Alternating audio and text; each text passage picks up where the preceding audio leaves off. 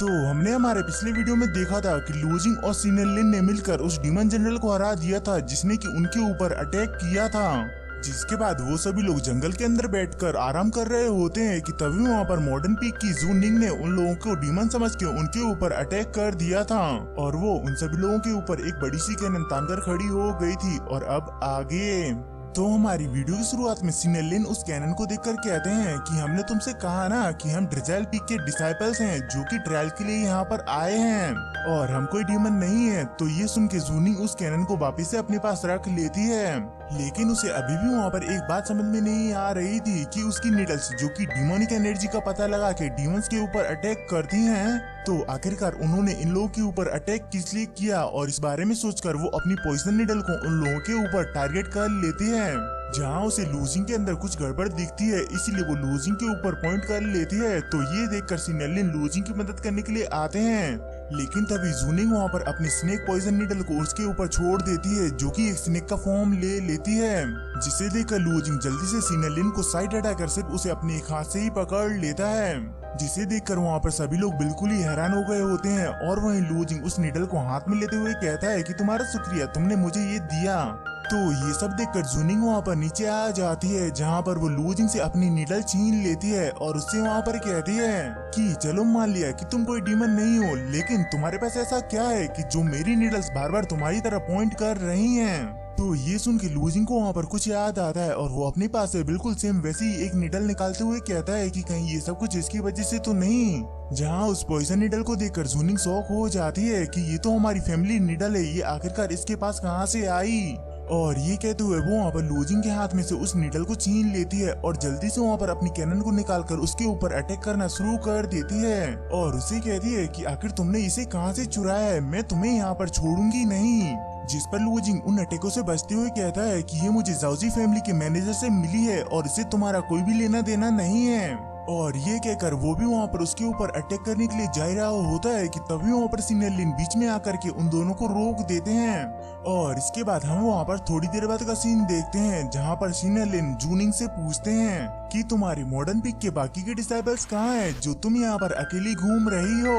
तो जूनिंग उन्हें बताती है कि हमारी मॉडर्न पीक की तरफ से हमसे कुछ लोग आए थे जिस वजह से हमने ब्लैक रॉक पीक के सीनियर्स के साथ टीम अप कर लिया और हम सभी आराम कर ही रहे थे कि तभी हमारे ऊपर दो डीमन जनरल्स ने अटैक कर दिया और वो दोनों डीमन जनरल्स बहुत ज्यादा ही पावरफुल थे जिस वजह से उन्हें हराना हमारे बस की बात नहीं थी।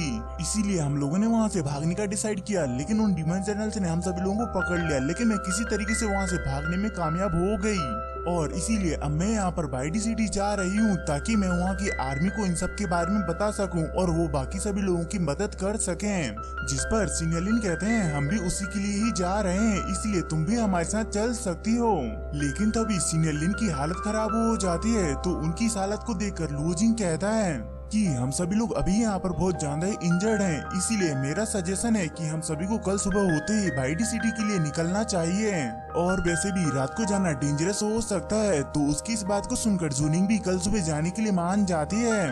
और वहीं पर हम जीलेंग को भी देखते हैं जो कि एक पेड़ के ऊपर से लूजिंग के ऊपर नजर रख रहा होता है और वो वहाँ पर एक ईविल सी स्माइल देता है। और इसके बाद हम वहाँ पर अगले दिन की सुबह का सीन देखते हैं जहाँ पर वो सभी लोग बाइडी सिटी के लिए निकल गए होते हैं। और वहीं रास्ते में चलते हुए लूजिंग जूनिंग से येन के बारे में पूछता है कि क्या आपने येन के बारे में सुना है, क्योंकि वो भी आपके मॉडर्न पीक की डिसाइपल है। तो जूनिंग उसे बताती है कि हाँ सुना है, क्योंकि वो हमारे मॉडर्न पीक की एक टैलेंटेड डिसाइपल है, लेकिन तुम उसके बारे में मुझसे क्यों पूछ रहे हो। जिस पर लूजिंग उसे बता देता है कि वो येन का बड़ा भाई है। तो ये सुन के जूनिंग वहाँ पर शॉक होती है कि क्या तुम वो येन के बड़े भाई लूजिंग जिसके बारे में वो हमेशा हमें बताया करती थी। और ये कहकर वो उसके चारों तरफ से घूमकर उसे चेक करने लगती है और कहती है कि तुम उतने तो हैंडसम हो ही नहीं जितना कि येन ने हमें बताया था। और ये कहते हुए वो वहाँ पर हंसने लगती हैं, जिसका मतलब आप सभी लोग तो समझ ही सकते हो कि लूजिंग बहुत ज्यादा ही खूबसूरत है। और वहीं ये सुनकर लूजिंग तो वहाँ पर अपने बाल खुजलाने लगता है, लेकिन तभी वहाँ पर चलते हुए उन्हें वहाँ पर किसी की लड़ाई करने की आवाज आने लगती है, जिसे सुनकर लूजिंग वहाँ पर समझ जाता है कि ये आवाज जरूर क्लियर स्काई सेट के डिसाइपल्स की होगी जो कि किसी डीमंस के साथ फाइट कर रहे होंगे। इसीलिए अब वो लोग उनकी मदद करने के लिए वहाँ से जल्दी से जाने लगते हैं। और वहीं हम जंगल के अंदर क्लियर स्काई सेट के कुछ डिसाइपल्स को देखते हैं जो कि भाग रहे होते हैं। क्योंकि उन लोगों के पीछे कई सारे डिमंस पड़े हुए होते हैं और वो सभी डिमंस उन्हें मारने के लिए जा ही रहे होते हैं कि तभी वहाँ पर सीनियर वो फूमिंग आ जाते हैं और वो एक साथ में ही उन सभी डिमंस को खत्म कर देते हैं। जहाँ उन्हें देखकर वो सभी डिसेबल्स खुश हो गए होते हैं कि अब हमें यहाँ से और ज्यादा भागना नहीं पड़ेगा। लेकिन सीनियर वो फूमिंग उन्हें वहाँ पर खड़ा न रहकर वहाँ से भागने के लिए कहते हैं और उनके ये कहते वहाँ पर कई सारे डिमंस आ जाते हैं जिन्हें अपनी तरफ आता हुआ देख करके सीनियर वो फूमिंग अपनी किसी तरीके की टेक्निक की मदद से वहाँ पर अपनी स्वॉर्ड के कई सारे क्लोन बना लेते हैं और उनकी मदद से उन सभी डिमंस का काम तमाम कर देते हैं। लेकिन तभी वहाँ पर और भी डिमंस आ जाते हैं जिन्हें देखकर वो उन्हें मारने के लिए जाते हैं। जिसके साथ ही में हमारा ये वीडियो भी यहीं पर ही खत्म होता है। आई होप कि ये वाला वीडियो आप सभी को पसंद आया होगा और अगर आया है तो आप सभी को तो अच्छी तरीके से पता है कि आप सभी को क्या करना है। इसीलिए मिलते हैं हम अपने नेक्स्ट वीडियो में। Bye bye.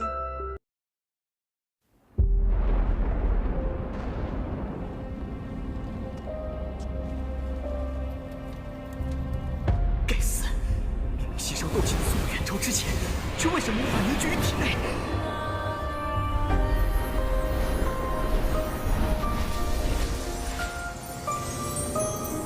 小娃娃，看来你需要帮助啊！你到底是谁？你一直藏在我的戒指里。我名为不是，拒绝这种功法，你为什么一直都不传给我？药老，吸你3年斗志气，老夫也是迫不得已。老家伙，你可知道你吸收我的斗志气给我带来了多少屈辱吗？小娃娃，你想变强，想受到别人的尊崇吗？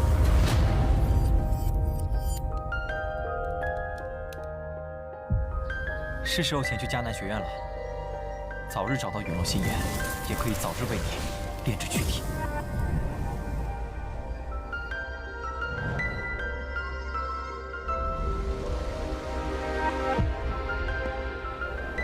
我知道萧炎哥哥一定会来的。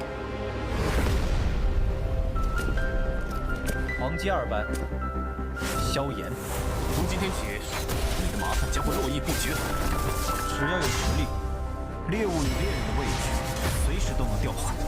我希望我们这支新生势力能像磐石一样屹立在内院强者之列。陨落心灵的本体。还忘了告诉你，那个什么强榜第1名就是我。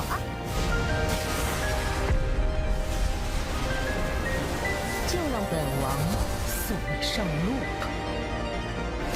挑战你，只是萧炎哥哥说想看见你耀眼的一面。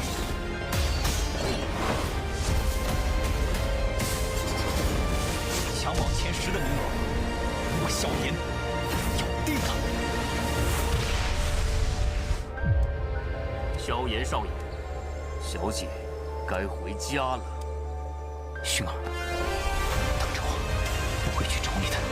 不管你背后势力是如何庞大与恐怖，你是我的。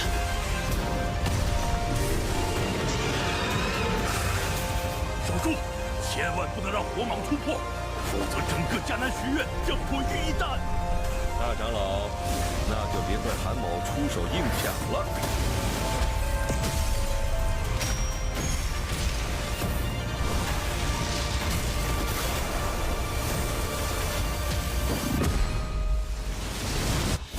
老师，放心吧，清理门户的事情交给我来做。要是你，师兄会让你的老师一起永埋死地。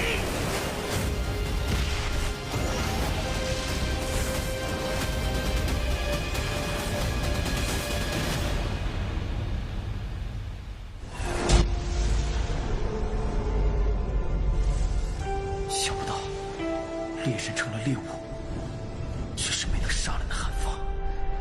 老师，对不住了，这些连累您了。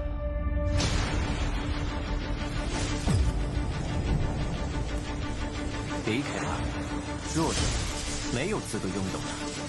是这样的话，就乖乖交出火能，否则一会儿你们就只能爬着进内院了。该死的，到底是什么鬼东西？既然这样，那留你还有何用？如术师当年不与那人殷然定上3年之约，恐怕也不会让这个家族亲人失散。兄儿，你要走？一旦被他们锁定了位置，我们俩都会性命堪忧。所有的隐忍，只为了这一天，我已经等待了太久。今天若是你能够安然无恙地走下擂台，萧炎从此不再踏进迦南学院半步。他迟早会发现的。既然如此，就给他一个惊喜吧。今天我不会让你们两人彻底的闭上嘴。就算他还活着，你们之间也绝不可能。